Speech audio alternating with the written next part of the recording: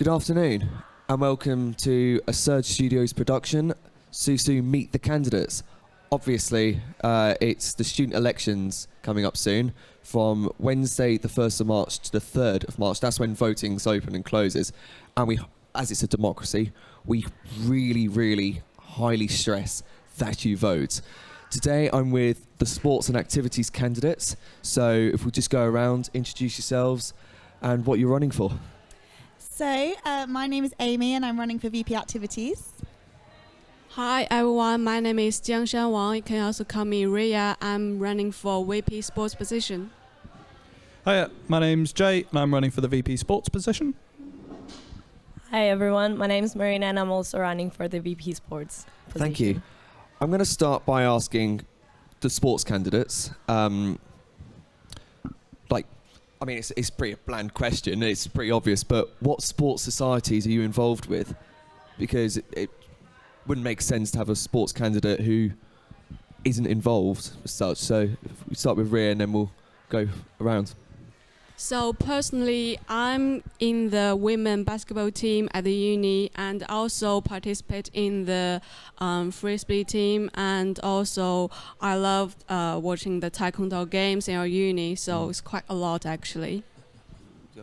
I've been part of the fencing club for the last 4 years and I've been quite a core part of their committee for the last 3 years as well. Mm-hmm. I joined the horse riding club in my first year of uni, which was obviously COVID, so we didn't get to do much. But in my second year, I was so invested in it that I actually ran for the position to be their secretary. And I've been a BACS team member for the past 3 years, and it's been the best experience ever. Nice. So I'll start by talking about Ria's manifesto. So your manifesto talks a lot about togetherness, collectivism, bringing more, uniting more people. So how do you plan on doing that? Yeah, it's actually a huge question because, our uni is quite big. We got 6 campuses, not just Hatfield. We got Winchester, we got Avenue. So for all students in all campus, I wish to give them an equal and fairly environment and opportunities to let them join the games, join the competition in all campuses, not just mean people from these campuses, they need to travel to here for a long time, spend a lot of money to here, then just join the game. So I wish I could give them the fair opportunity to play games, play competitions in their own unis. Yeah. Thank you. So, so you talk about people coming together to play more sports, but at the same time, some could make the argument that the facilities that are already on offer in some areas are somewhat inadequate. So how would you go about updating the sports facilities and improving security? Yeah, so that's definitely the first problem we need to tackle. So my strategy is we need to take advantage of the local facilities. It doesn't mean we need to build a brand new basketball court or we need to dig a brand new football field on the local sports. So it's we can take advantage of local facilities to make a collaboration with the local leisure center or gym, or make give a cheaper price to be the membership in them, so we can join the local facilities to make the accessibility more easier for students. Yeah.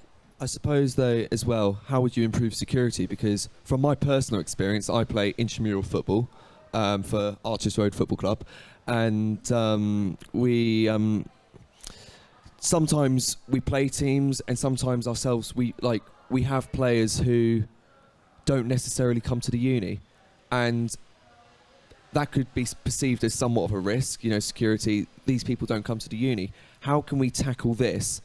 And how can we tackle the whole security issue as a whole, so stuff like this is brought to a minimum? Yeah, I think it's actually the problem of management. So for that kind of problem, we need to give these kind of things to the professional people.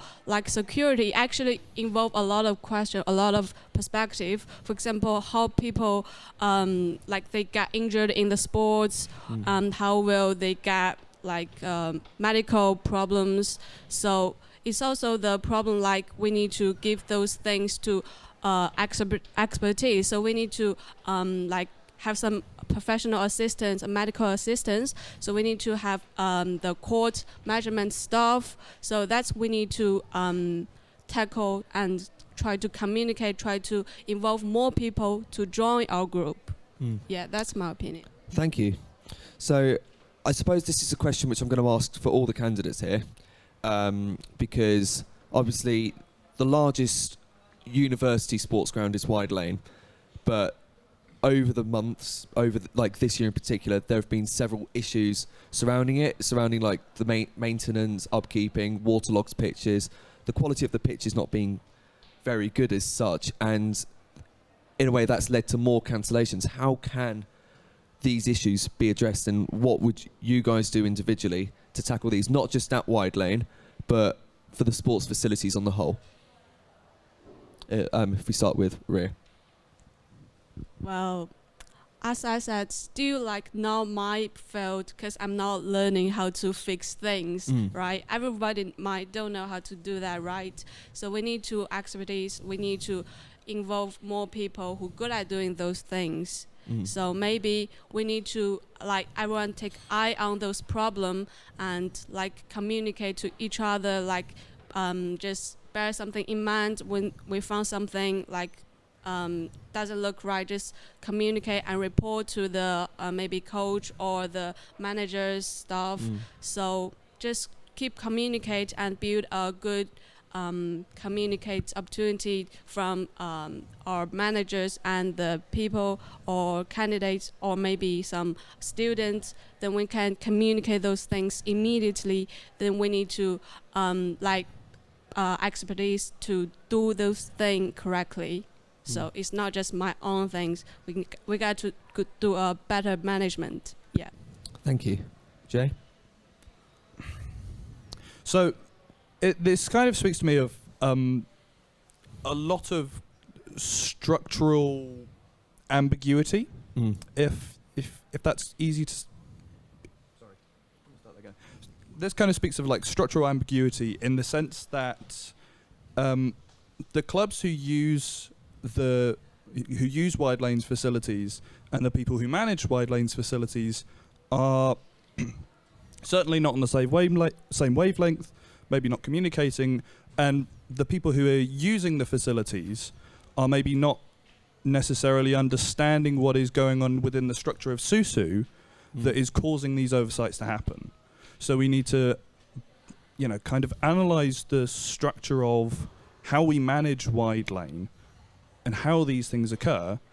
So we're not just trying to like superficially tackle the issues when they happen. We need to look at what it is about the structure that is causing the thing to happen in the first place. And that's, unfortunately, and this is frustrating for everyone, including myself, I can't provide an actual reasoning for that at the moment because I'm not part of the structure, and we don't actually know what is going on within the structure because of things like transparency, which is a problem. And so people don't know the structure of SUSU that's causing this to happen. And so you can't necessarily trust a student who's not already part of that structure to give a 2,500 word essay about how to fix it. Of course, thank you.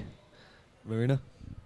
I will back up 100% what Jay just said, and just go on by adding that one of the points in my manifesto talks about collaboration with local organizations, and I think that is so important because if we don't have communication with the organizations like Wide Lane, where we are actually collaborating with, then these oversights will definitely happen. And definitely if students don't know what is happening within SUSU and don't know how it is structured and who to go to when they have such problems to tackle, then that's problematic. We need to find a way to increase students' trust in their sabbatical officers, in their athletics union officer, which I am currently, and I haven't received any emails or had any sort of communication with students because they're just not aware of the role and what it is about. And I would definitely try and get the most out of it, but it's really hard when there's a lack of awareness of what you're actually able to do. Like what you're dealing with as well, I suppose. Sorry? Like what you're dealing with, I suppose. Like when you there's not much you can do when Exactly, especially when you don't. even throughout campaigning, when you go out to people to talk to them. My first question is, do you even know what a VP Sports is? And they're like, kinda, no. This shouldn't be happening. A VP Sports is supposed to be the go-to person for these students, and they need to be able to reach out to VP Sports to tackle any sorts of issues. And I think that's just not happening at the moment, and that's really problematic, and it needs to be tackled. Thank you. I mean, Jay, you mentioned transparency in your previous answer, and you say you want to obviously transparency needs to be increased because at the moment the argument can be made that SUSU's rather absent, and no one really knows what's going on. How is this something which you will tackle? How is this something which you will address? And I'll ask the same question to Marina afterwards. Yeah, and this is it's very difficult because I sometimes do. I've been here for God knows how many years now, and been on committees communicating with SUSU for a long time, and it's still, it's a little bit of like a mysterious little box in the corner of the room that every now and again welcomes 5 students, and then they just bugger off. And I think something that has to do with is the way that SUSU communicates sometimes feels like they're telling you what is happening when it feels appropriate to them to tell you. Whereas my approach would be more to tell you why something is happening as it is happening, or at the first, stage of discussions, to update people. Oh, I've had a meeting today and we were talking about this, and maybe, if it is possible, if it's not, like a security risk or something like that, to publish the minutes for students to look at, to understand actually what is going on. So, looking at the people who basically we pay the salary of, to see what it is they're doing with their time, with our money, to how it is that their time is structured so it's supposed to help us. Because that's not something we're getting. And so it should be kind of flipped from I'll tell you what I'm doing when I feel like you need to know, to I'll tell you what I'm doing and why I'm doing it as I'm doing it. And if I can't tell you, then I'll tell you eventually when it's okay for me to tell you. So it's just a complete flip in the attitude is what I mean by transparency. Thank you. Marina? What I would mean or interpret as transparency, I would place my main focus into the income and expenditure of SUSU, which hasn't been updated on the website since 2021. And I think that's problematic because if people don't know where their money is going, then how can they trust anyone to manage it? How can they trust anyone to of the allocation of funds if there's no explanation of it? And actually, I'm running for VP Sports so obviously I'm gonna talk about sports. Sports is not even in the pie chart of SUSU regarding income and expenditure, and I think that is very problematic. In terms of being transparent and accessible to students, definitely we do need to address the issues of, as I said before, students not knowing what SUSU is about, students not knowing what SUSU does and what is responsible for, and not feeling comfortable to reach out to SUSU. Thank you. Jay, I'd just like to ask another question about your manifesto, because you mentioned promoting sport for people from low-income backgrounds, but the way I interpreted it was if people from lower income backgrounds obviously have a higher bracket for student loans, and people from higher income backgrounds have a lower bracket for student loans. So what does this point necessarily mean, and how would you implement it? So the point is not necessarily to say that is not necessarily to focus on the money aspect particularly. I'm not drawing attention.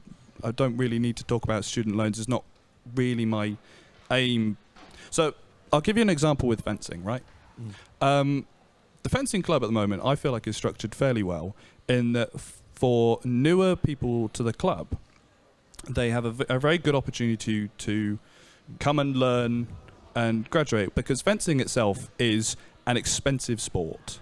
It's tricky to get into, and so if you're from a low income background, there's a very low chance that you got into it before coming to university, and that can feel challenging as like integrating yourself into a club.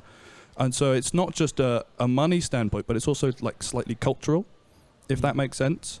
And so people from low income backgrounds might want to try a certain sport, but not necessarily feel barred because of the amount of money that they have, because of their student loan, but because of the kind of culture surrounding that club.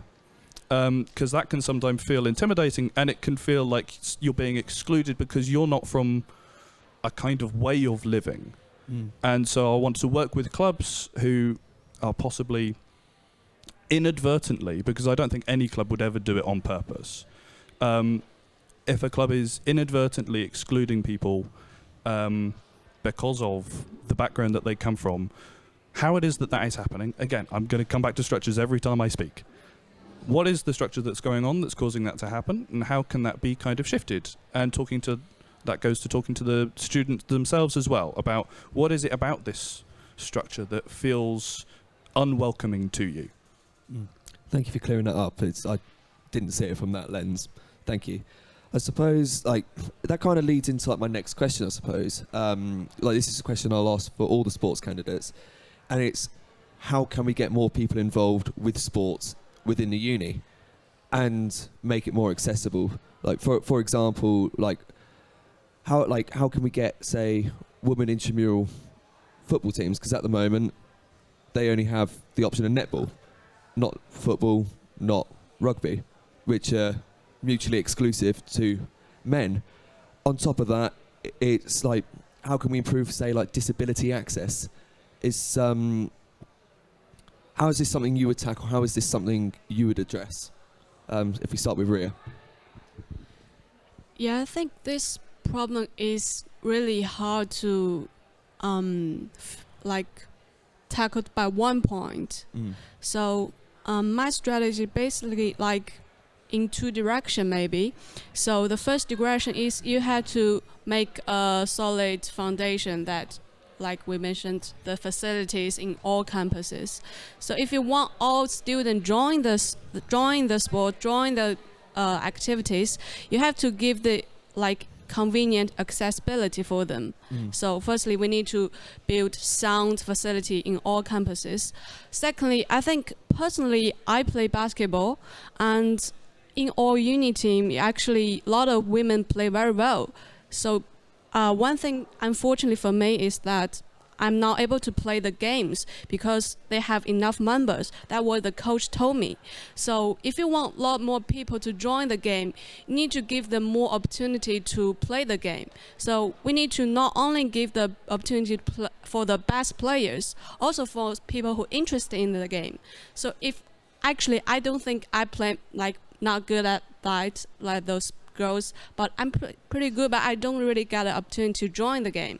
So I will give more opportunity, build more stage platform for people who want to play but can't play well maybe, or people say you can't play that because we got enough member, we don't have opportunity for you. So give more game competitions to build for people who want to join. So this is the second point.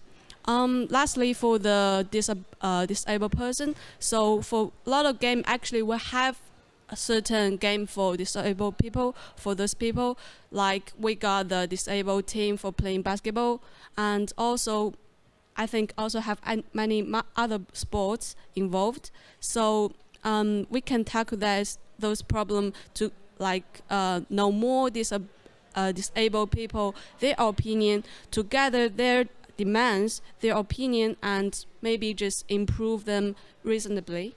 Yeah, that's what I think. Thank you. Jay?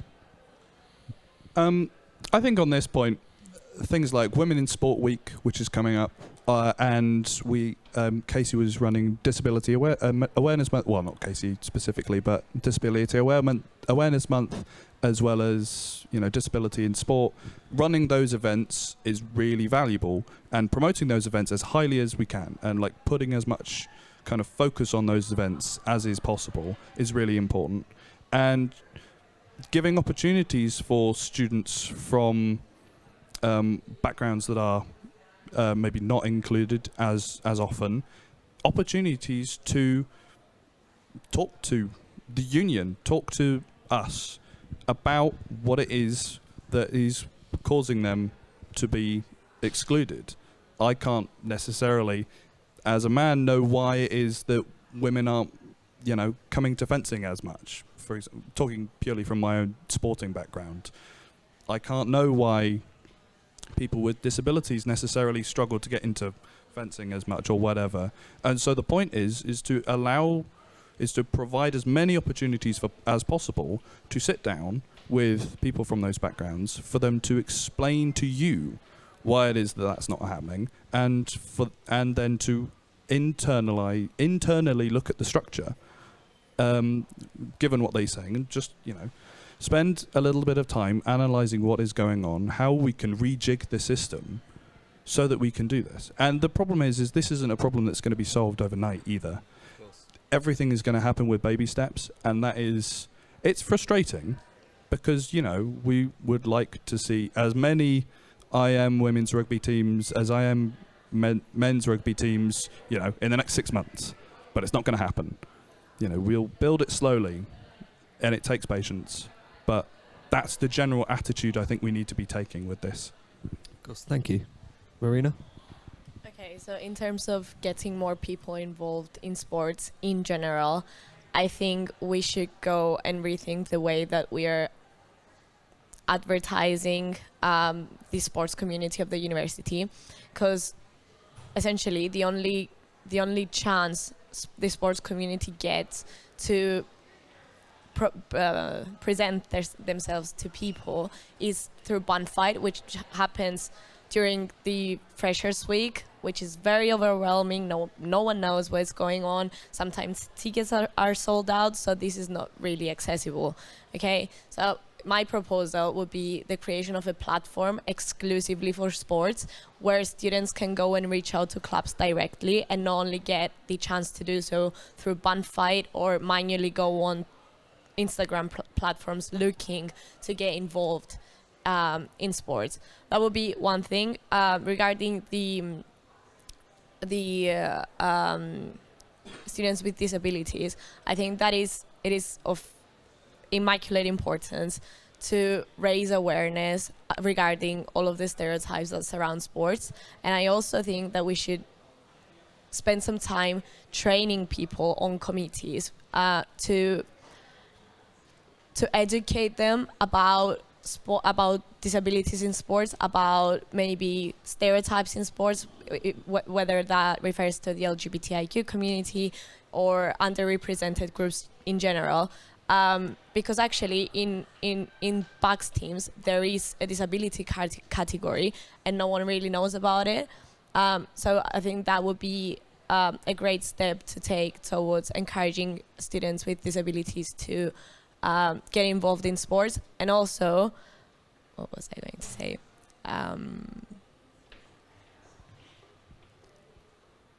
Taster sessions. I think taster sessions can be really overwhelming, and sometimes they're even overbooked. And for people with disabilities to go put themselves out there with so many people that are maybe not aware of how to actually handle their situation can be very overwhelming. So I think it is worth spending time to organize taster sessions that are specifically going to be for these underrepresented groups. Thank you. I'm going to ask Amy now. Oh, hello. So, you talk about in your manifesto society accessibility. How do you plan to raise awareness for societies? So, having just listened to all the sports candidates, I do take a lot of inspiration for my plans for societies from the way that sports are run.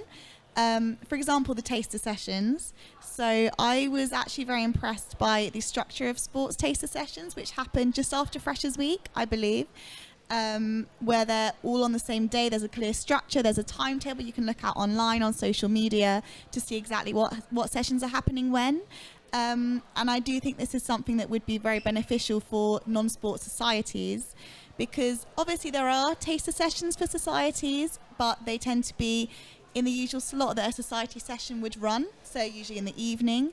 And they do come across as more like, I mean, they're great, but they come across as more like the first session of the term rather than a taster session sometimes, because it's not, that distinction isn't very clear sometimes. So what I would look to do is try and set up a day or 2 days of society taster sessions throughout the daytime, probably on a weekend, that's easily accessible for students to see exactly what is running where. And that way they don't have to search out individual societies. They can go along to everything. Because one of the big things you should really do when joining societies at uni is to try things you wouldn't normally want to try. So not just searching out what you'd normally be looking for, you know, just trying something new, and because that's what you might end up really passionate about. It happened to me. I wasn't actively looking to get involved in charity society because that's what I do now, but I kind of fell into it and it's ended up sort of taking over my life. So I think something like this would be really, really beneficial, as well as trying to update the website to have lists of exactly how to contact societies you're interested in, because some societies use Instagram a lot, some use Facebook, some use email, some use Discord. We've set up a RAG Discord for my society this year, which is new to me, because we were aware we were missing certain groups of people. And some societies solely operate through this platform. So I think making it clear how they want to be contacted and how you can actually join them would save a lot of confusion and a lot of not knowing how you actually get started. So these are my main plans. Thank you. So, I mean, you mentioned talking about like taking inspiration from the way the sports societies would, and I'd just like to ask Marina like the same question. How would you plan to raise awareness for societies? Again, I think that this comes through the raise of awareness that a society is there for you to join. So the way that this is currently taking place is through Instagram manually. If you are aware of a society, then you would have to go onto SUSU, find the list of societies, go manually onto Instagram or Facebook or similar, any platform really that they might be using, and just contact them directly. And this can be very problematic. And also maybe the registration process, because we talked about not having as many women and men intramural sports teams. I think for that a possibility would also be like mixed teams, because specifically in the law society we were trying to set up a football team, and there were enough men for it, but a lot of girls were interested and we couldn't register it as a mixed team, and I think that's a pity. But back to your point, definitely in terms of accessibility, raise awareness, spend the funds to create a platform. I mean, we are a university and we could potentially even collaborate with computer science students to do that, and then it would be much more easier for people to confirm if they're coming to trainings, organize joint socials, just create a much more inclusive environment in order for them to have the chance to have the best university experience they can get. Thank you. So Amy, as well, you talk about promoting societies more. How do you plan on doing this? So again, taking inspiration from sports, which I think they do very well. They do have their own dedicated Instagram account, the team_Soton account, for those that don't know. So I would be looking to set up a similar account dedicated to societies, because I think this is missing. There is a lot of obviously SUSU run accounts, so it gets a bit crowded.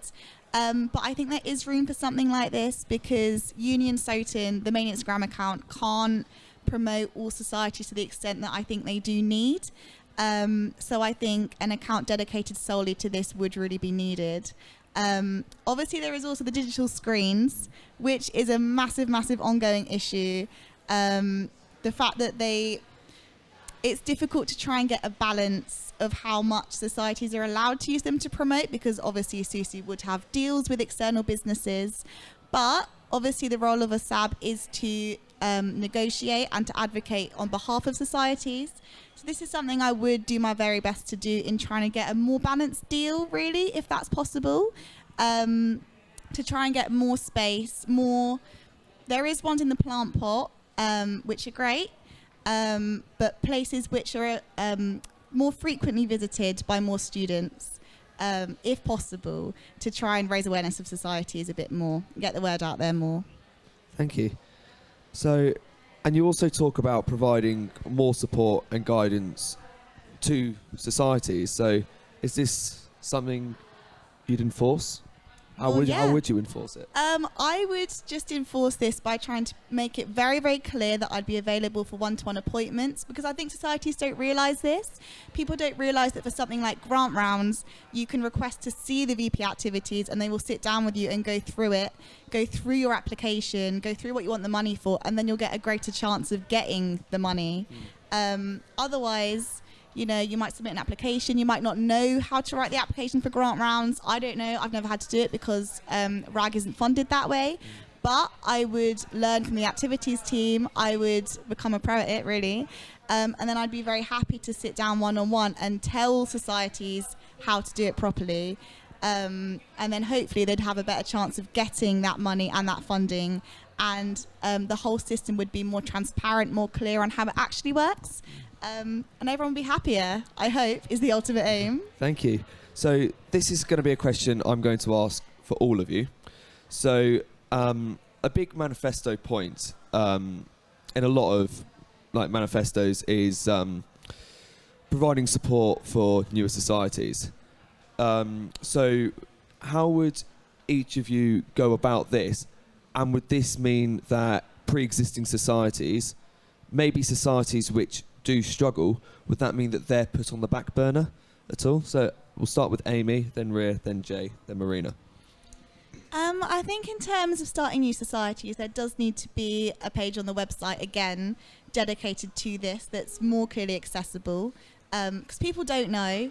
I don't think I'd know how to go about setting up a new society, I can't lie, but it's something I would learn about the internal workings and the processes, and then again be providing appointments to go through with people how you actually do set up new societies. I don't think this means that old societies would suffer at all, because even if they are struggling, there are ways to get the word out about them. Adopt a Society obviously is quite a successful scheme.